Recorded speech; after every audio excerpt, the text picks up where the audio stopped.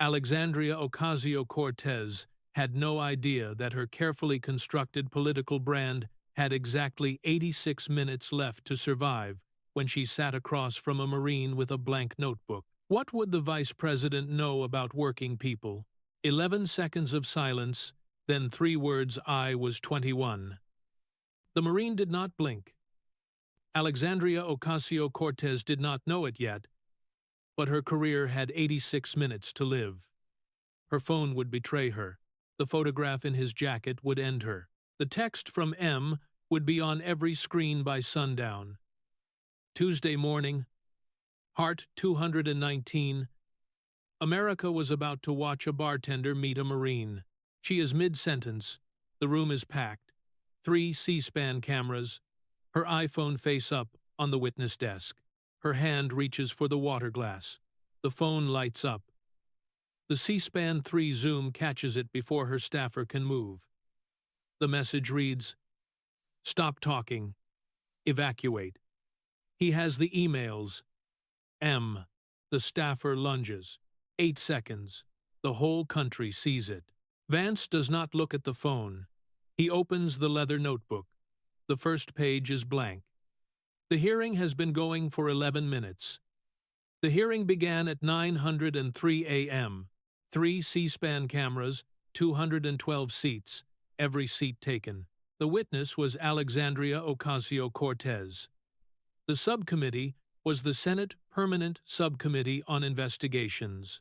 The hearing title printed on the placard at the witness table read, "Hidden Money in American Politics, a Decade of Progressive PAC Fraud." The Federal Election Commission complaint regarding Justice Democrats PAC had sat dormant for 6 years. In February, a federal grand jury had been impaneled in Washington. In March, her former chief of staff, Saikat Chakrabarti, had been granted immunity in exchange for cooperation. By April, every reporter who covered campaign finance knew something was coming. She had volunteered to appear. Her communications team had pushed her to testify over the objections of her attorneys. They had told her this would be her opportunity. They had drilled her on the line that would set the tone. She delivered it at 9:07 a.m. She lifted her eyes from her opening statement. She looked directly across the dais and stated, "I want to address the elephant in the room." The Vice President of the United States is a man who wrote a memoir about Appalachian poverty, then sold it to Hollywood for several $1,000,000, then took venture capital money from Peter Thiel, and now sits in judgment of working-class women. I would like to know, before any questions begin today, what would the Vice President know about working people? The progressive activists in the gallery applauded. 3 Sunrise Movement volunteers stood up. A reporter from a left-wing podcast network nodded slowly. Vice President J.D. Vance, 41, did not respond. He had been at the dais since 847, a leather notebook in front of him, closed, a single manila folder beside it, a Marine Corps tie pin below his second button, a small silver medal of Street Michael on a chain at his collar. He had not looked at his phone. He had not chatted with the subcommittee chairman. He had not smiled. 11 seconds passed. The applause died. The Sunrise Movement volunteers sat back down. Vance turned one page of the leather notebook. The page was blank. He turned another, also blank. He looked up. He spoke for the first time in 26 minutes. 3 words, "I was 21. He took a breath. He continued in the flat register he would use for the next 86 minutes. In Iraq, combat correspondent, 2nd Marine Aircraft Wing. $1,200 a month before taxes. I was working class then.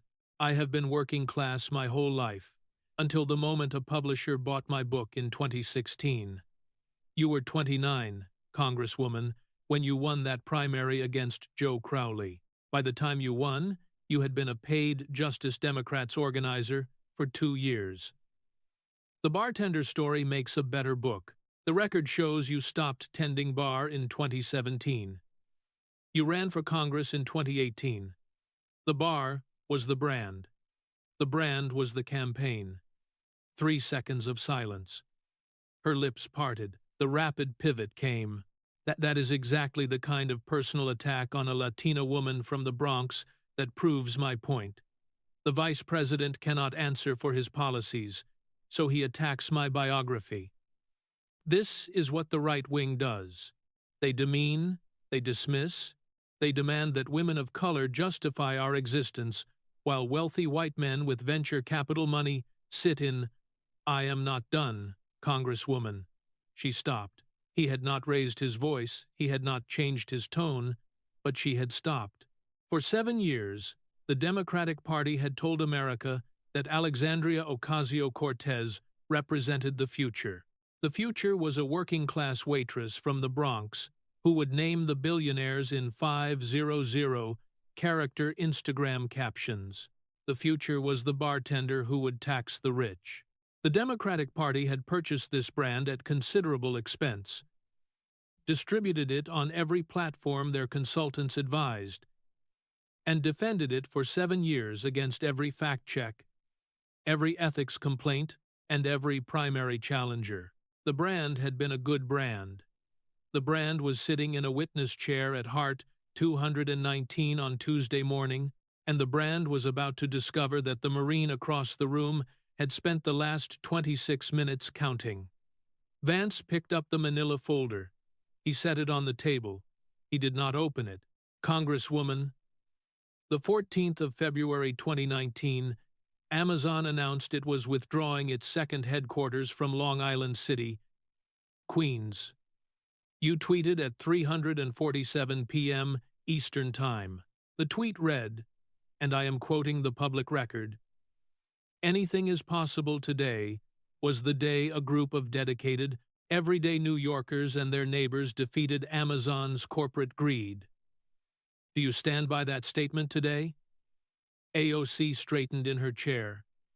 Her communications director in row 2 gave a small nod. This was familiar ground. They had prepared this. Absolutely.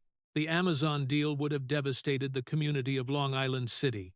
It would have displaced working families. It would have given a $1 trillion corporation $3 billion in tax breaks, while public schools went underfunded. I am proud of what we did. The community made its voice heard. Vance opened the manila folder. There was one piece of paper inside. He lifted it. He did not show it to the cameras. He set it flat on the table, where only he and the C-SPAN 3 Zoom could read it. He spoke the first number, 27 billion. The room understood that something had just begun. If you have made it this far into the hearing, hit that like button right now. This is the silence the networks will not air tonight. Subscribe before this clip gets buried in the algorithm. The next number is worse than the first one, Vance said. 27 billion. That is not Amazon's number.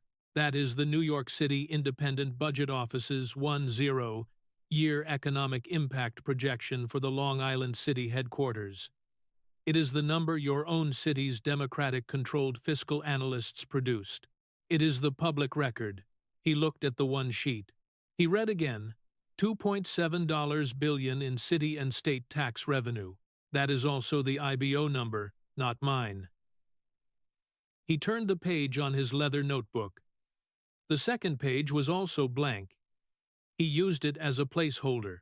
He continued, average salary of the jobs Amazon committed to bring to Queens, $150,000 per year, 25,000 of those jobs. The IBEW Local 3, which represents 18,000 electrical workers across the 5 boroughs, had signed a memorandum of understanding for 1,200 union construction positions during the site build-out phase. That work went to Nashville. The union positions in Nashville pay less, are non-collectively bargained, and were filled by workers who had to relocate from out of state. He stopped reading. He looked at her. Congresswoman, the Community Board of Long Island City voted to support the deal. The Queensborough president supported the deal. The city controller, a Democrat, supported the deal. The polling conducted by Quinnipiac in March 2019 showed that 71% of New York City residents supported the deal. Your own constituents, broken out by district, supported the deal at 63%. You opposed it on behalf of a community that wanted it. AOC went for her rapid pivot. Polling does not determine economic justice. The deal would have accelerated gentrification. It would have priced working families out of Long Island City. Amazon is a company that has crushed unions everywhere it operates. Allowing them into our community without Congresswoman, take a breath. She stopped. The room was watching her now in a way it had not been watching her before. The progressive activists in the gallery had stopped applauding 15 minutes ago. The Sunrise Movement volunteers were checking their phones. The reporter from the left-wing podcast had stopped nodding. In the second row of the gallery, a black man in his late 30s stood up. He was wearing a navy blue jacket with the IBEW Local 3 logo embroidered on the chest. He was holding a folded sheet of paper in his left hand. A Capitol police officer near the gallery entrance took 2 steps forward and reached for his radio. Vance raised his right hand. The officer stopped. Vance spoke to the man directly. "Sir, state your name for the record." The man's voice was steady, but it shook on the consonants. "Marcus Williams, IBEW, Local 3, Brooklyn, New York. I am black. I am a Democrat. I voted for Hillary Clinton. I voted for Joe Biden. I voted for Alexandria Ocasio-Cortez in Doa mi obtsprezeche. My wife was pregnant with our 3rd child when Amazon announced Long Island City. I was on the contractor list for the site work. I lost 3 years of work because of what she did. My oldest son is 6. He has never seen me on a job site close to home. I drive to Pennsylvania on Mondays, and I come home on Fridays. I am here because she will never come to my house and look my wife in the eye. So I came to hers." He sat down. The room did not move. Vance let it sit for 4 seconds. "Thank you, Mr. Williams." AOC tried to recover. "Mr. Williams, I am so sorry for what you have experienced. The economic policies of this country have failed working families for 40 years. The corporate model that Amazon represents, Mr. Williams did not work for Amazon, Congresswoman." She stopped. "He worked for the IBEW. He was scheduled to work for a contractor that was scheduled to be hired by Amazon. His wages would have been negotiated by his union. His benefits would have been negotiated by his union. His retirement would have been protected by his union. The deal you defeated was an opportunity for organized labor that organized labor wanted. Local 3's leadership wrote you a letter in February 2019 asking you to reconsider. You did not respond to that letter. I have the letter." He did not pull the letter out, he simply mentioned that he had it. The Bronx Borough President's office had sent a letter that same week. So had 4 city council members. So had the Queens Chamber of Commerce. So had the African American Real Estate Professionals of New York. So had the United Federation of Teachers. None of these letters had been answered. The Democratic Party had spent 7 years explaining that AOC represented the working class, while every working-class institution in her own city had been begging her to read its mail. The political commentary did not need a narrator to deliver it. The narrator only needed to describe what was visible in the room. In row 4 of the press section, 2 Democratic press aides quietly closed their laptops. A staffer for a New York Democrat, who had publicly endorsed AOC for re-election, began typing on her phone. The text would later be leaked. It read, "We need to walk this back right now." The communications director in row 2 stopped scrolling. She put her phone face down on her thigh. A reporter from The Nation magazine, whose entire career had been built on defending the Progressive Caucus, stopped taking notes. He sat with his pen suspended above the notebook. He was looking at Marcus Williams, who was looking at the ceiling, who was crying without making any sound. Vance turned another page in the leather notebook. The third page was also blank. Congresswoman, the one sheet has done its work for now. Let me ask you something I want you to think about before you answer. The 25,000 jobs you defeated, the $2.7 billion in tax revenue that did not come, the 1,200 union positions that went to Nashville, the community that wanted the deal at 71%. Was any of it worth it? Did anything you replaced that opportunity with come close to making those numbers whole? Silence. 8 seconds. She did not answer. She looked at her staffer. The staffer looked at her phone. The phone did not light up. For 7 years, the Democratic Party had told a generation of millennials that they were the future. They were not. The Bronx was the present. Queens was the present. Brooklyn was the present. And the present was sitting in row 2 of Heart 219, wearing an IBEW Local 3 jacket and waiting for an answer that was not going to come. Vance closed the manila folder. He did not put it away. He set it back on the table. He turned another page. The fourth page was not blank. Now, Congresswoman, about the 12 years, comment, Amazon below, if you remember what 25,000 jobs means to a working family. The next chapter is harder. Subscribe and turn on notifications. The networks will not show you this. This is the silence the algorithm wants buried.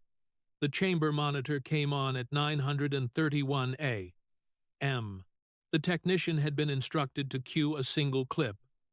The clip was 43 seconds long. It had been recorded in January 2019 at an MLK Now event in Manhattan. The speaker was a freshly elected congresswoman from New York's 14th District. She was wearing a red blazer and red lipstick. She was speaking into a handheld microphone. The room watched the clip. The world is going to end in 12 years if we don't address climate change, and your biggest issue is how are we going to pay for it? The clip ended. The chamber monitor went dark. Vance let the silence run. He took a breath. Year 7. Congresswoman, the world is still here. The Atlantic Ocean is still there. The Pacific is still there. Manhattan is still above water. The Bronx is still on the map. And the Bronx is poorer than it was when you said this. He read from the leather notebook, zip code 10451, Mott Haven, the South Bronx. Your district, 31% of households unable to pay their utility bills. The highest energy poverty rate in New York State. The Census American Community Survey 2024 data, the most recent available. That is not a Republican number. That is the United States Census. He turned the page.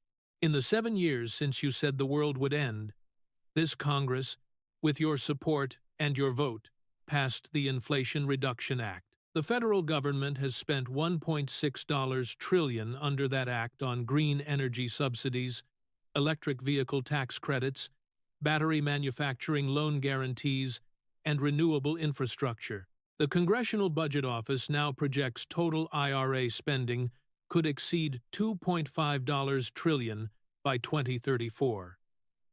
He read the next number. In the same 7 years, the average household electricity bill in your congressional district rose 41%. The Federal Energy Information Administration data. Not Heritage. Not Cato. The Department of Energy.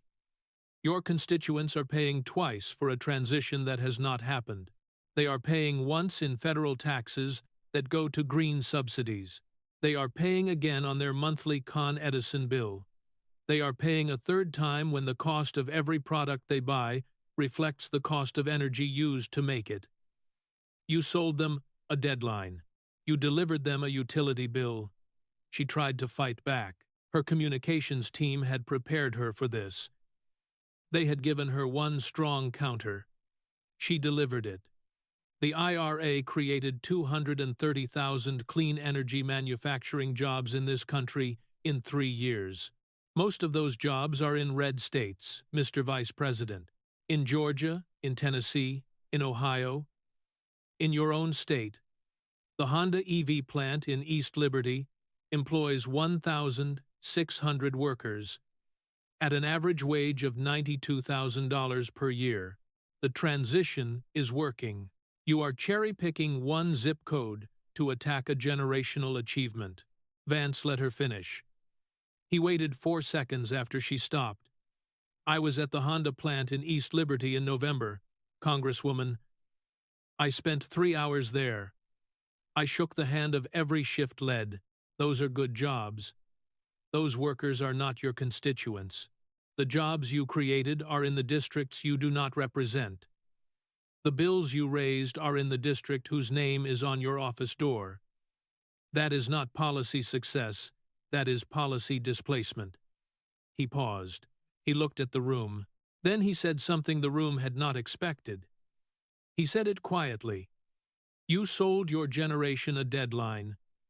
You delivered them a utility bill. The line was not for AOC. It was for the audience. Some of the audience was in the gallery.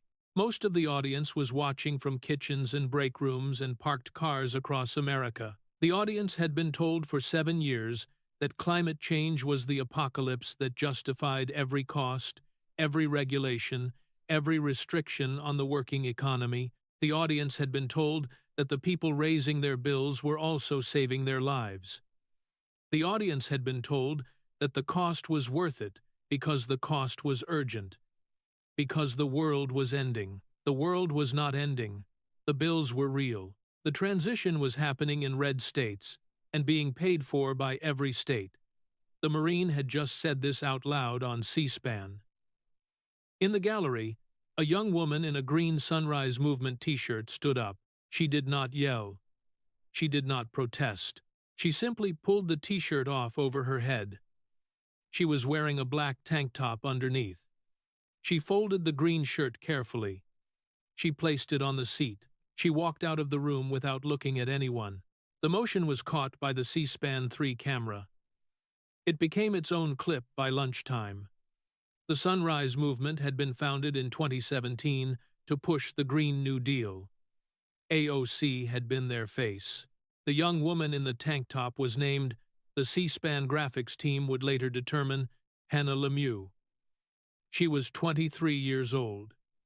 She had volunteered for AOC's campaign in 2018 when she was 15. She had stayed on the email list for 7 years. She had ridden a megabus from Boston that morning. She had paid for her own ticket. She would never volunteer for AOC again. In the second row of the gallery, 3 Democratic staffers exchanged glances. One of them, a young Latina woman with a Wellesley pin on her jacket, began typing on her phone with both thumbs. The text she sent to her boss, a sitting Democratic House member from California, read, "We need a statement out by noon. She is finished." A Capitol Police officer at the back of the room received a brief instruction in his earpiece. He listened. He nodded once. He did not move. Vance turned the page in the leather notebook. The next page had a single line written in his handwriting. He did not read it aloud. He looked at it. Then he looked up. "Congresswoman, about the dress. If you remember when they told you the world was ending in 12 years, share this video. Send it to the young person in your life who was told to be afraid. Year 7. The world is here. The bill is in the mailbox. Subscribe so you do not miss what happens next." He pulled a printed document from beneath the manila folder. The document was 26 pages long. It had a navy blue cover sheet. The cover sheet read, "In plain federal typography, House of Representatives Committee on Ethics report on the matter of Representative Alexandria Ocasio-Cortez, the 25th of July, 2025. He did not hold it up for the cameras. He held it where he could read from it. This is the bipartisan report from the House Ethics Committee. The committee included 6 Democrats and 6 Republicans. The vote on the findings was unanimous. The report was made public on July 25th of last year. I am going to read from the committee's own conclusion. He found the page. He read, "The committee finds that Representative Ocasio-Cortez accepted impermissible gifts in connection with her attendance at the 2021 Metropolitan Museum of Art Costume Institute Benefit Gala.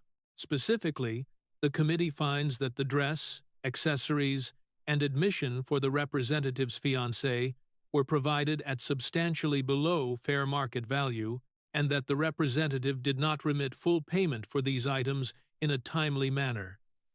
He looked up. "The committee ordered you to pay $2,983.28. The fair market value of the dress, the shoes, the handbag, the jewelry, the hairstyling, the makeup, the car service, and the admission for your then-fiancé Riley Roberts came to $3,700. You paid $1,000. You paid that $1,000 in March 2022. 6 months after the event, after one of the designers threatened to file a public complaint, he returned to the report. The committee notes that the dress designed by Aurora James of Brother Vellies was originally offered to Representative Ocasio-Cortez at a rental rate of $1,300. After her attendance was confirmed and her staff communicated the projected media value to the designer, the rental rate was reduced to $300. The committee concludes that this reduction constituted an impermissible gift under House Rule 25, Clause 5. He looked up. The dress said, "Tax the rich." The ticket to the gala cost $35,000. The seat was paid for by the rich. The discount on the dress was given to you by the rich. The car was given to you by the rich. The investigation took 4 years, Congresswoman, because no member of your own party would file a complaint. The complaint was filed by a watchdog group. The investigation was conducted by your own colleagues, including 6 Democrats. They concluded what I just read to you. I did not say this, they said this. She tried to pivot. The pivot was visible. The pivot was familiar. Her staff had prepared her for this question. This story is 4 years old. It was a misogynistic political attack on a woman of color who dared to bring economic justice to the gala of the wealthy. The committee found no intentional wrongdoing. The committee found you accepted impermissible gifts. She stopped. The committee found you delayed payment by 6 months. The committee found you paid only after threatened with a complaint. The committee was unanimous. The committee was bipartisan. I am quoting their findings. You can argue with them, you cannot argue with me, because I am only reading what they wrote. He set the report down. You wore tax the rich on a dress the rich subsidized for you. That is not hypocrisy. That is the entire business model. The gloves had not come off. The voice had not raised. The Marine had not stood up. He had simply, for the second time, made the audience say out loud what the audience had been thinking for 4 years. The audience was watching. Senator Johnson, the chairman, leaned forward in his chair. He spoke for the first time in 23 minutes. Mr. Vice President, the subcommittee has invited a second witness who has flown in this morning. Would you like to call her at this time? Yes, Mr. Chairman. A small Hispanic woman in her early 60s walked from the back of the gallery to the witness table. She wore a black cardigan over a cream blouse. She carried a small leather handbag in both hands. The subcommittee clerk pulled out a chair for her. She sat down beside AOC, who had not been asked to move. She was sworn in. Her name was Maria Elena Vasquez. She was 61 years old. She lived at 1287 Westchester Avenue, the Bronx, New York, in apartment 3B. For 47 years, she had operated Vasquez Mini Market on the ground floor of her own building. Her husband, Rafael, had opened the store in 1977. He had died in 2019. She had run the store alone through the pandemic, through the riots, through the supply chain collapse, through the rising rents, through the construction noise of the new luxury building across the street. She had run the store until November 2024. She spoke in Spanish through an interpreter. My store was closed in November of last year. I want to explain why. The interpreter relayed. Vasquez continued. The New York City local law 154 required all new commercial buildings to have all-electric stoves and ovens after 2024. My building was old. My equipment was older. My freezers were from 1998. The consolidated Edison electricity rate went up 41% in 3 years. I could not afford to replace my equipment for all electric. I could not afford the new bills if I did. The landlord raised my rent 23% in 2023. He said the building needed retrofits for the Green Construction Code. I did not have the money. My son lives in Florida. My daughter lives in Texas. I am alone. The store made $42,000 last year. I paid myself $19,000. I closed in November. She turned her body slightly. She looked at Alexandria Ocasio-Cortez. The interpreter relayed. I voted for you 3 times. My grandchildren voted for you. My husband Raphael voted for you in 2018 before he died. I read about your dress in the news. The dress cost more than $3,000. The ticket cost $35,000. My store made $42,000 last year. We did not vote for the dress, Senora. We voted for the bartender. The bartender did not come. The interpreter's voice was steady. Maria Elena Vasquez's hands were not. The room was completely silent. The C-SPAN cameras held tight on the witness table. AOC's communications director in row 2 had gone pale. AOC herself had not moved. Her right hand was on her water glass. The glass was full. She tried to recover. Senora Vasquez, I am so deeply sorry for what your family has experienced. I have always... You have not seen the Bronx. The interpreter's voice did not change tone. The room understood the line, did not need translating. Thank you, Mrs. Vasquez, Vance said. You may step down whenever you are ready. She did not step down. She sat. She watched Vance read one more document. It was a printed page, 1 paragraph on parish letterhead. This is from Father Miguel Rodriguez. He serves Street, Anthony of Padua Parish, in the South Bronx. He sent this statement to my office yesterday. It is 2 paragraphs. I will read one. He read, The Congresswoman has performed her Catholicism for cameras and abandoned her parish. She has not attended our Mass in 3 years. She has not visited our food pantry, which feeds 1,100 families a week, in 5 years. Her staff confirms she is unavailable. The Bronx is not unavailable. We are here. We are waiting. We have been waiting for some time. He set the page down. The cascade was no longer cascading. The cascade was complete. 2 Hispanic Democratic staffers in row 3 stood up together and left the room. A reporter from the New York Daily News quietly drew a line beneath a phrase in her notepad. AOC's communications director closed her laptop completely and placed both hands on her knees. In the 3rd row of the gallery, a young woman who had been wearing a hijab in solidarity for the entire morning removed it slowly. She folded it. She placed it on her lap. She was not Muslim. She had worn the hijab as a gesture of support for AOC's coalition of identity-based politics. She had worn it because the brand had told her to wear it. The brand was no longer instructing her. She did not know what to do with her hands. AOC's phone, face up on the witness desk since 9:03 a.m., did not light up. The staffers had stopped sending text messages 40 minutes ago. They had been told by their attorneys that the messages were being captured. They had stopped helping. A small notification preview appeared on the iPhone screen at 9:51 a.m. The preview, visible to the C-SPAN 3 Zoom, read, "Draft Statement Resign, Final Draft Attached." The staffer next to AOC reached over. She turned the phone face down. She did this in front of 3 live cameras.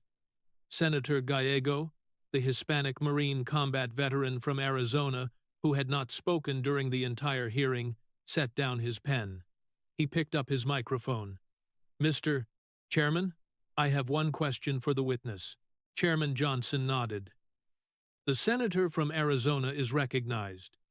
Share this video with one person who was told this woman fought for the working class." The bipartisan committee said what she did.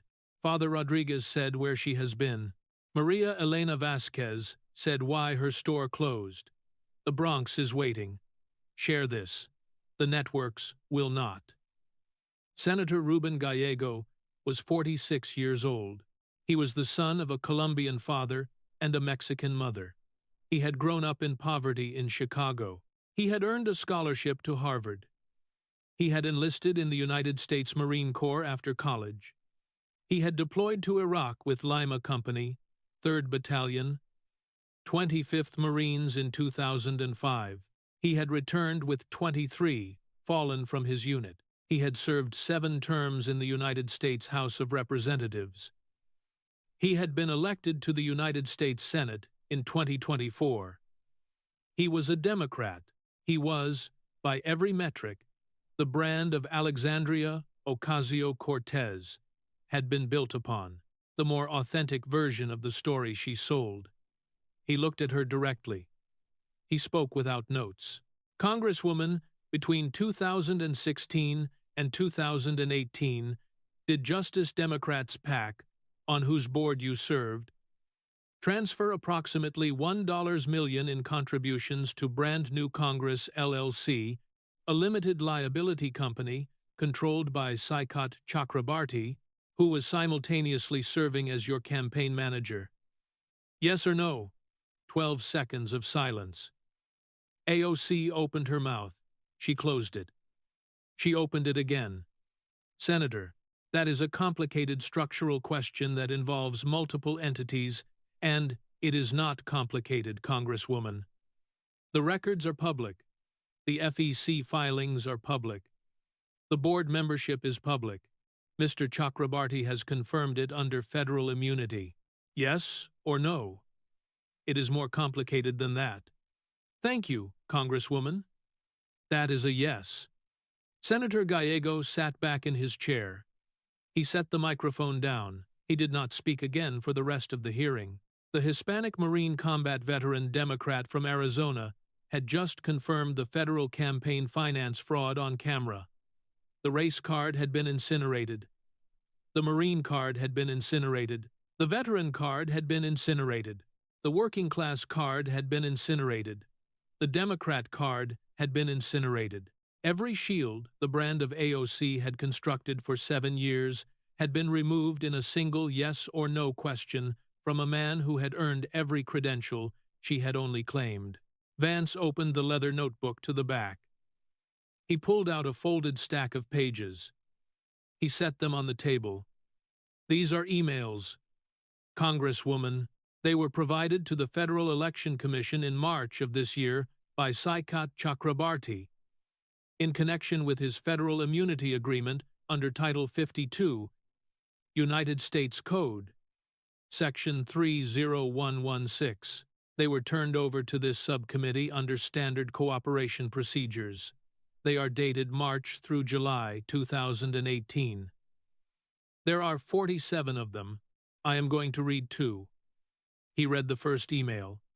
From Alexandria Ocasio-Cortez to Saikat Chakrabarti, dated the 14th of May 2018, 1047 a.m.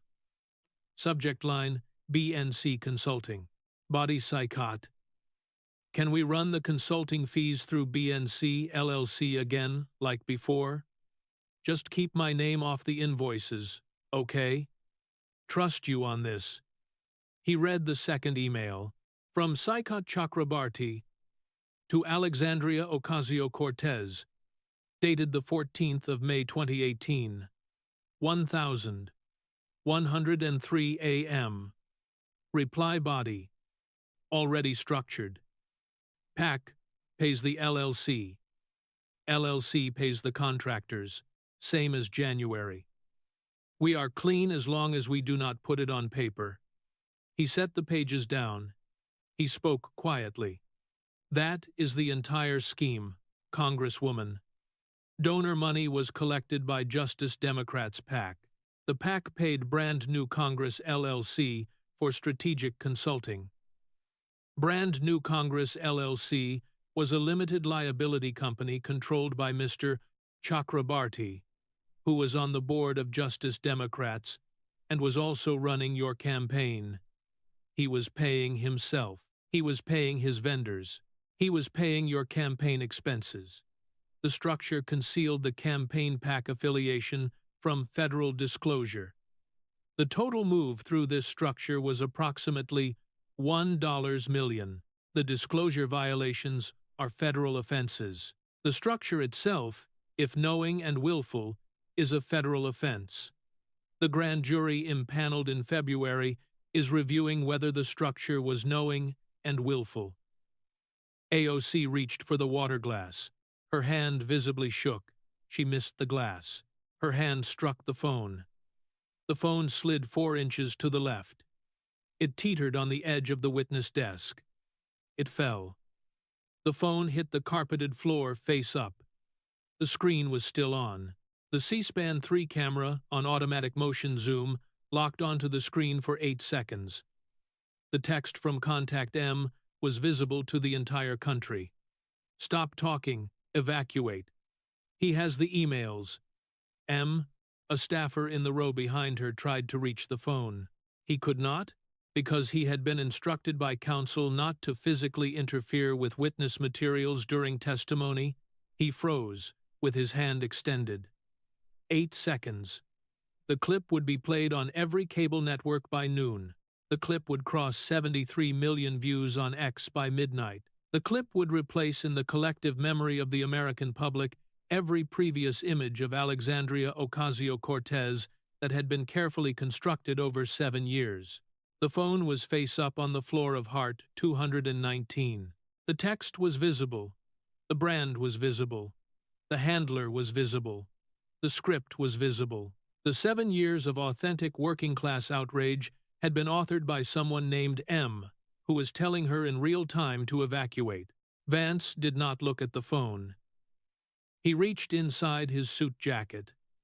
He pulled out a 4x6 photograph.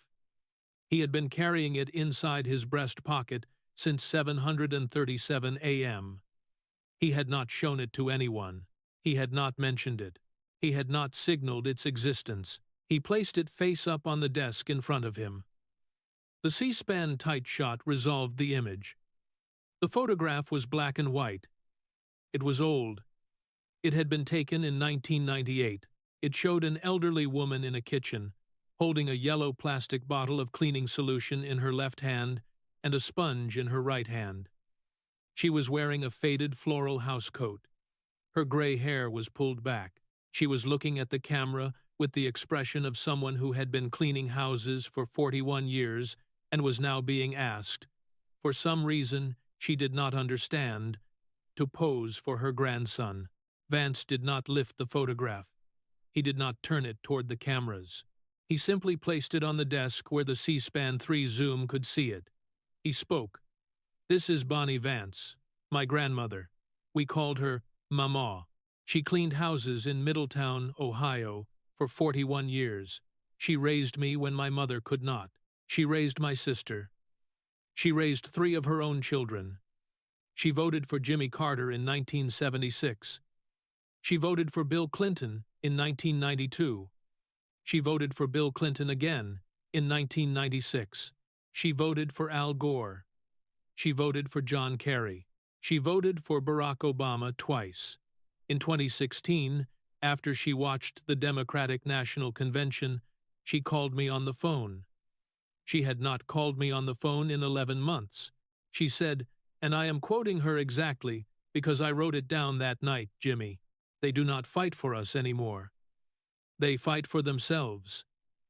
And they dress it up. I was 32 years old. I did not understand what she meant. He looked at AOC. I understand now. He took a breath. He continued. Mama died in 2005. She was 78 years old. She did not live to see her grandson go to Yale Law School on the GI Bill. She did not live to see what this party became. She did not live to see what you became. She voted Democrat her entire adult life because she believed the Democratic Party fought for women who cleaned other people's houses. The Democratic Party today fights for women who wear other people's dresses to $35,000 parties. That is a different party, Congresswoman. It is your party, it is not hers. It will not be mine. And the generation behind us is watching to decide whose it will be. The room was completely still. He looked at her one more time. He said the 11 words, we were both 29. Congresswoman, one of us served, one of us sold. AOC's right hand moved toward the phone on the floor. She stopped halfway. Her hand held the air 6 inches above the carpet for 43 seconds. The lapel microphone caught her breathing. The audio of those 43 seconds would be replayed in every documentary and political ad about her career for the next decade. She did not pick up the phone. She could not. Vance stood up. It was 953A. Lest a bus. It was the first time he had stood since 847 that morning. Senator Johnson began to speak. Vance raised his right hand. Johnson stopped. Vance spoke to her directly. He did not speak to the room. He did not speak to the cameras. He spoke to her. Congresswoman, the federal investigation will continue. You will retain counsel. You will not be on cable news tonight. You will be answering questions at the Department of Justice this afternoon. We are not enemies. We were born 5 years apart. We grew up in the same broken country. Our generation was sold a great many things. I am sorry it had to be me. He picked up the photograph of Mama. He looked at the image for 2 seconds. He slid it back into his breast pocket. He picked up the leather notebook and the manila folder. He picked up the printed Ethics Committee report. He picked up the stack of emails. He placed them all in a brown leather portfolio he had brought with him. He closed the portfolio. He walked out of Heart 219 without looking back. He did not speak to the press in the hallway. He did not speak to his security detail. He did not look at his phone. He walked from Heart 219 to the Capitol subway. He took the subway to the east front of the Capitol. He got into the black SUV that was waiting for him. He went directly to the West Wing. He did not return to the public eye for 48 hours. Alexandria Ocasio-Cortez sat at the witness table for 6 more minutes. The phone remained face up on the floor. The staffer who had reached for it remained frozen. The C-SPAN cameras remained on her.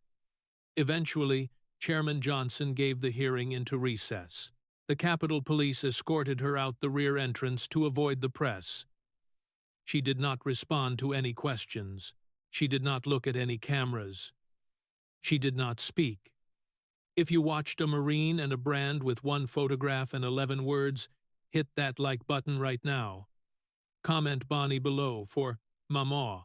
Comment Bronx below for Mrs. Vasquez. Subscribe so you do not miss the federal grand jury. Share this with one person who was told for 7 years that this woman fought for working people. She did not. Now everyone knows.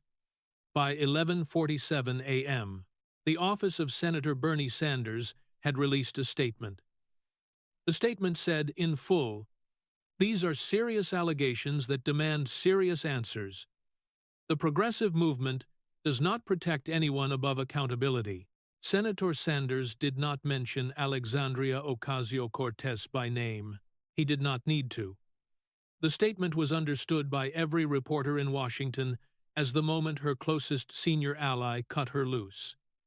By 12:30 p.m., the Department of Justice confirmed that a federal grand jury had been impaneled in the District of Columbia regarding Justice Democrats PAC and Brand New Congress LLC. AOC's attorney issued a statement confirming his client had been served.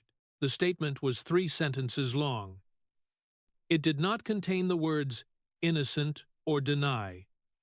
By 2:15 p.m., the Sunrise Movement, the climate advocacy organization that had launched AOC's political career, released a brief statement. The statement said in full, "We are reviewing our relationships." That was all. The movement did not say her name either. By 3:30 p.m., the Bronx Democratic County Committee voted to withdraw its endorsement of her re-election. The vote was 11-2. The 2 dissenting votes were her former campaign chair and her cousin.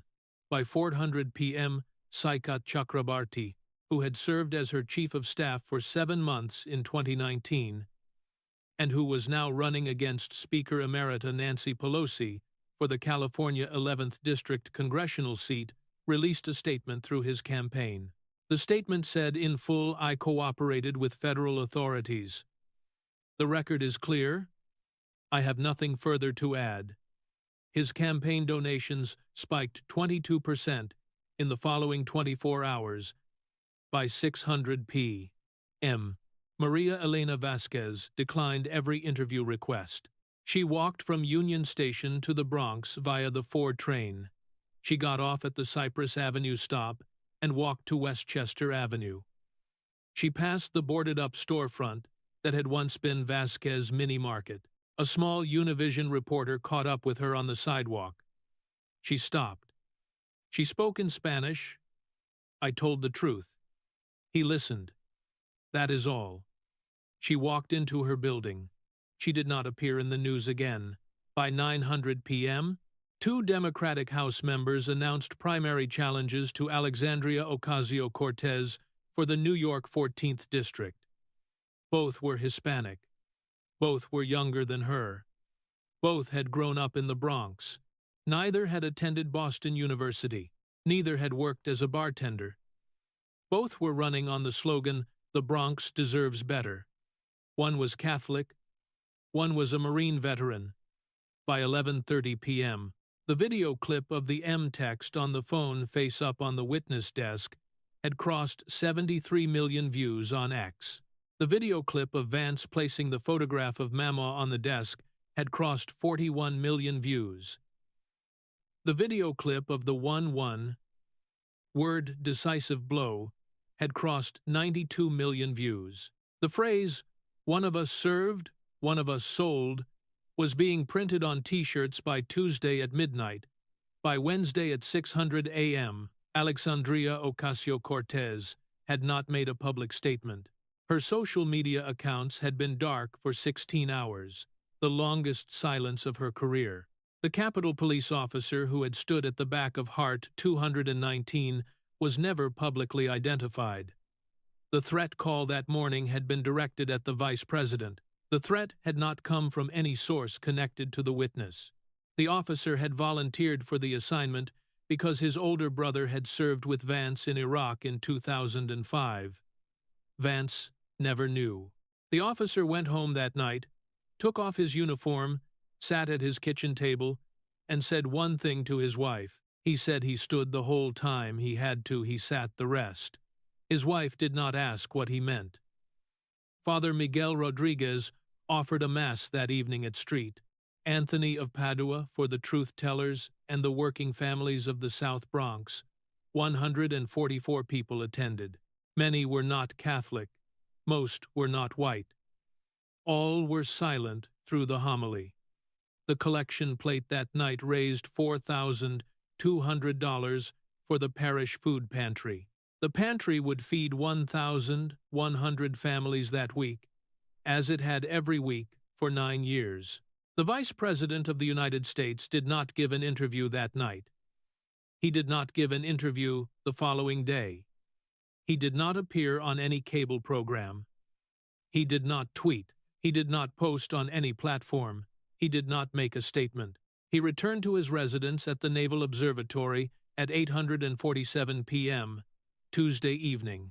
He had dinner with his wife Usha and their 3 children. He read his daughter a bedtime story. He attended Mass at the Cathedral of St. Matthew the Apostle on Wednesday morning. He went to work. He did his job. He did not speak about Alexandria Ocasio-Cortez again. For 7 years, the Democratic Party had told a generation that they were fighting the billionaires. On a Tuesday in April, in a hearing room in the Senate Hart Building, a Marine put a photograph of an old woman with a sponge on a desk and asked them to look at one person who had cleaned the houses of the rich for 41 years. They did not have an answer.